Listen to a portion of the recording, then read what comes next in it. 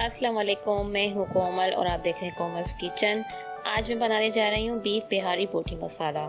तो चलिए हम स्टार्ट करते हैं। इसके लिए जो चीज़ें हमें चाहिए वो आप नोट कर लें। यहाँ पे मैंने लिया है 2 टेबलस्पून अदरक लहसुन पेस्ट, 4 टेबलस्पून बिहारी बोटी मसाला, 4 टेबलस्पून तली हुई प्याज, इसे मैंने क्रश कर लिया है, 1 टेबलस्पून भर के कुटी हुई लाल मिर्च, 1 टेबलस्पून भर के पिसी हुई लाल मिर्च, 1/4 टीस्पून नमक आप अपने टेस्ट के हिसाब से भी डाल सकते हैं, 1/4 टीस्पून हल्दी, आधा किलो दही, और यहाँ पे मैंने लिया है 1 टीस्पून गरम मसाला पाउडर।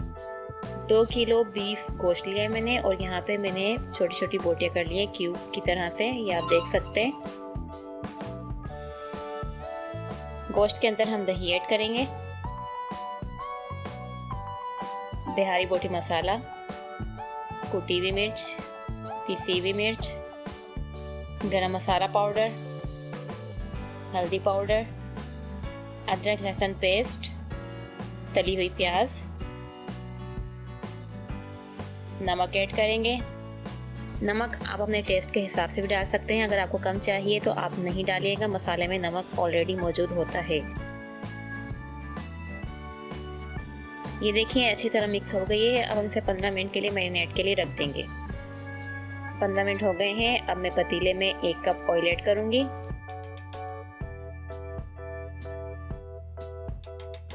मैरिनेट किया हुआ गोश्त चला जाएगा इसके अंदर और इसे अच्छी तरह मिक्स कर लेंगे। 5 मिनट के लिए हाई फ्लेम पे हम इसे पकाएंगे ताकि दही जो है वो अपना पानी छोड़ दे, और फिर हम मीडियम लो फ्लेम पे इसे कवर करके रख देंगे 1 घंटे के लिए। 1 घंटा हो गया है और ये देखें गोश्त बिल्कुल अच्छी तरह गल गया है और पानी भी प्रॉपर तरीके से खुश्क हो गया है।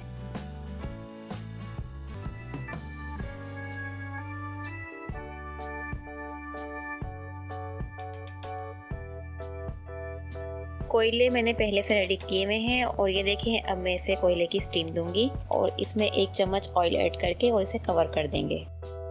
5 मिनट के लिए हम इसे कवर करके रख देंगे।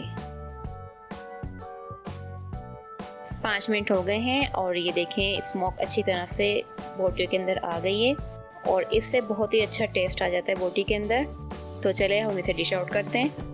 तो ये लीजिए हमारी बीफ बिहारी बोटी मसाला बिल्कुल रेडी है। ये बहुत मज़े की बनती है और बहुत ही ज़बरदस्त रेसिपी है। आप अपने घर में से ज़रूर ट्राई करें, अपने घर वालों को खिलाएं और एंजॉय करें। कॉमर्स किचन को सब्सक्राइब, लाइक, शेयर ज़रूर करें और मुझे फीडबैक ज़रूर देते रहा करें। चलती हूँ, फिर आऊँगी एक अच्छी और आसान रेसिपी के साथ। तब तक के लिए अल्लाह हाफिज़।